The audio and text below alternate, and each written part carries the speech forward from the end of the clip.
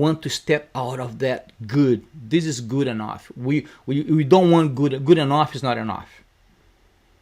Good enough is not enough. We want amazing. We want a client to look at your image and know this is the person who's going to shoot my wedding. This is the person going to shoot my wedding. He's going to shoot. I'm sorry. This is the person going to shoot my wedding. This is the person going to shoot my quinceañera. This is the photographer who's going to shoot my engagement session, my family, whatever it is.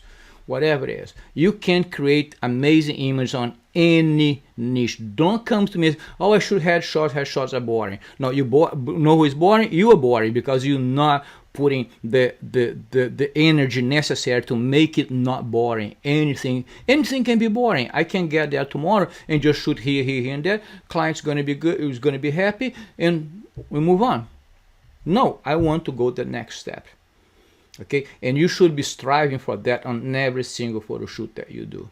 If you don't have enough photo shoots, find somebody to shoot. You should be out there shooting every week. You should be out there shooting every single week. Practice, practice, and practice. Challenge yourself. Make mistakes. This is what is going to take you to the next level.